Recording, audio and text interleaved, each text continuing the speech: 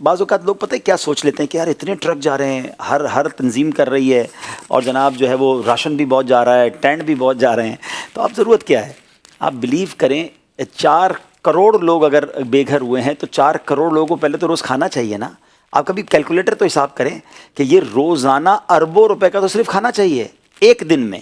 پھر اس کے بعد ان کے لیے ٹینٹ چاہیے، آگے جا کے ان کے گھر بنانے ہیں، ان کا کاروبار کروانا ہے، تو یہ بیونڈ امیجنیشن ہے، یعنی یہ کیلکولیشن سے بھی بعض اوقات باہر ہو جاتی ہے بات۔ تو یہ نہ سمجھیں کہ یہ ٹرک جا رہے ہیں یا جناب یہ لوگ گھروں سے نکل گئے۔ اور ایک پرابلم پتہ ہے کیا ہے کہ ہمارے یہاں نارملی نفسیاتی اثر ہوتا ہے، یہ آپ دیکھ لیجئے گا، آج کی تاریخ نوٹ کر لیں، آج سے 10-15 دن بعد شاید کسی بھی میڈیا پر اس سیلاب کی بات نہیں ہو رہی ہوگی، لوگوں میں بات نہیں ہو رہی ہوگی، شاید جو یہ روڈوں پہ کیمپ لگے ہیں یہ بھی ختم ہو جائیں گے، لیکن وہ لوگ تو پھر بھی گھر کے باہر ہی ہوں گے نا۔ یعنی ایسا لگتا ہے کہ یہ جو آپریشن ہے یا یہ جو خدمات ہیں یا یہ جو کام ہے، یہ 1-2-4 مہینوں کا نہیں، شاید 2-3 سال کا کام ہے۔ کام کرنا پڑے گا تب جا کے ہو سکے گا، تو بہرحال مدد جاری رکھیے گا۔ لیکن ہمارا ارادہ اب یہ بن رہا ہے کہ ہم پورے پاکستان میں کچھ مخصوص مقامات پر خیمہ بستیاں بنا دیں، اور اس میں کیا ہوگا کہ ہم ان کے لیے وہیں کچن بنا دیں، وہیں ان کا کھانا بن رہا ہو، کیونکہ یہ 2-3 مہینے تو ان کو کیمپوں میں ہی رہنا ہے، تو الگ الگ رکھنے کی بجائے ہر بندے تک کھانا پہنچانا مشکل۔ اور اس میں ہم نے کہتے ہیں نا کہ الحمدللہ دعوت اسلامی